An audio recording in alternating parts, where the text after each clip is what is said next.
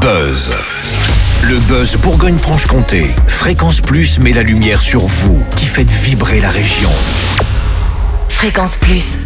Lumière sur une aventure humaine et solidaire qui s'est achevée dans l'émotion la plus pure. Pendant 15 jours, Michael Habib dit Mika a relié Marseille à Dijon en courant, soit près de 600 km avalés au rythme d'un marathon quotidien, avec pour objectif d'offrir un nouvel horizon à Mila, Antoine et Valentin, 3 enfants en situation de handicap. Parti du Vieux-Port de Marseille le 9 avril, ce coureur solidaire de la région dijonnaise a traversé routes, villages, fatigues et émotions, et il revient avec nous sur cette aventure hors norme. Mika est notre invité. Bonjour Mika. Bonjour, merci pour l'invitation. Avec grand plaisir, on avait parlé bien sûr de ce défi incroyable avant votre départ et là voilà, vous avez franchi la ligne d'arrivée dimanche 26 avril à Saint-Apollinaire sous les acclamations de 400 personnes. Dans quel état d'esprit étiez-vous à cet instant précis en voyant le public vous accueillir chaleureusement ? Alors j'étais un peu sonné pour être franc avec vous, je revenais de 17 jours en solitaire à braver l'effort, à braver aussi les conditions météo. Je suis arrivé à Saint-Apollinaire, j'étais un peu sonné, j'ai vu tout ce monde-là qui me transmettait de l'amour, des émotions, etc. En criant mon nom, la moitié des personnes je les connaissais absolument pas.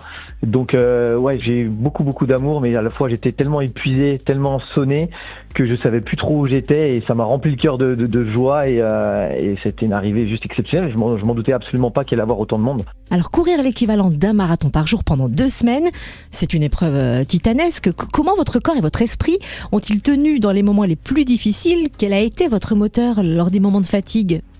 Alors pour être complètement franc, je me suis surpris moi-même au niveau du corps. C'est 17 jours consécutifs vraiment sans s'arrêter en faisant entre 35 et 40 km par jour. Donc c'est énorme. Avant de partir à Marseille, en aucun cas je pensais que j'allais vraiment réussir à gérer mon corps, à gérer vraiment mes efforts comme je l'ai fait, mais j'ai été consciencieux du début à la fin, j'ai été méthodique, j'ai été vraiment, je me suis occupé de ma récupération le soir quand je dormais chez les gens, j'ai été vraiment très réfléchi et j'ai essayé plein de choses qui ont vraiment réussi.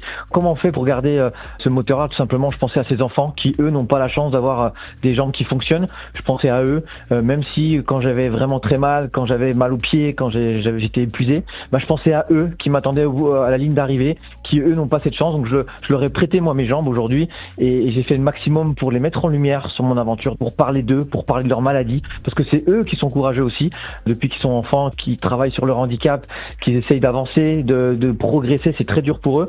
Voilà, ça a été ça mon moteur, ça a été aussi ma maman qui est partie il y a quelques années, qui me regardait de là-haut et qui m'envoyait des petits signes pendant tout le long de mon parcours. J'ai voulu la rendre fière, j'ai voulu lui donner une bonne image de moi, de lui montrer l'homme que je suis devenu.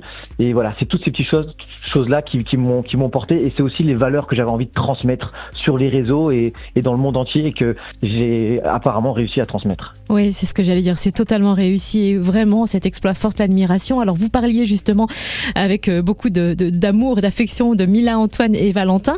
Maintenant que ce magnifique défi sportif est accompli, on en est où de la cagnotte ? Comment ça va se passer pour eux ?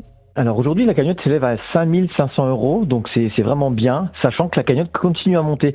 Je les aide pas uniquement pendant cette aventure, c'est toute l'année que je me bats pour eux, que j'essaie de parler d'eux. Pas que pendant le sport, c'est ça qui est intéressant aussi à transmettre, c'est qu'on peut aider les gens, moi je l'ai fait en courant 600 km, mais on peut aider de plein de façons différentes. Là je vais organiser des théâtres, je vais organiser des tournois de tennis grâce aux clubs, aux alentours qui veulent soutenir cette aventure, qui veulent soutenir cette cause.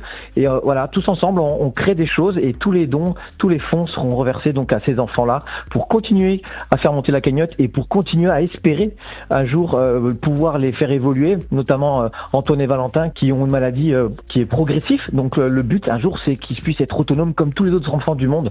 Aujourd'hui ils ont 3 ans et il y a une chance qu'ils puissent marcher un jour, une chance, et on va tout faire pour la saisir. Et alors la cagnotte elle est accessible où ? Sur votre compte Instagram Mika Runtrek ? Oui.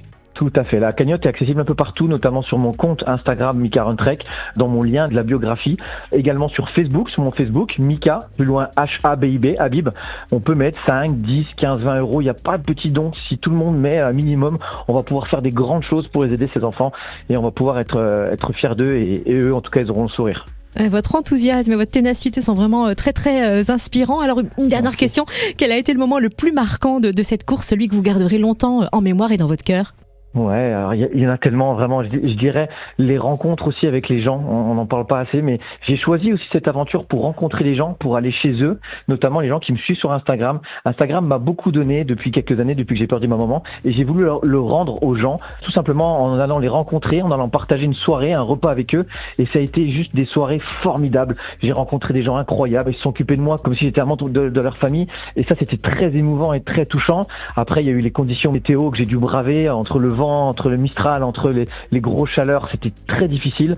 Mais voilà, en aucun cas l'abandon était une option. Oui, j'ai douté plein de fois, mais j'étais déterminé à aller jusqu'au bout, à prouver à moi-même et aux autres ce que j'étais capable de faire, et surtout pour rendre heureux ces enfants qui m'attendaient à l'arrivée. Merci d'avoir semé des étoiles dans les yeux de Mila, Antoine et Valentin et dans nos cœurs à tous. Et merci pour ce retour d'expérience, Michael Habib, coureur solidaire de la région de Dijon, à suivre notamment sur le compte Instagram Mika Run Trek. Merci beaucoup. C'était le Buzz Bourgogne-Franche-Comté. Fréquence Plus met la lumière sur vous, qui faites vibrer la région. Fréquence Plus.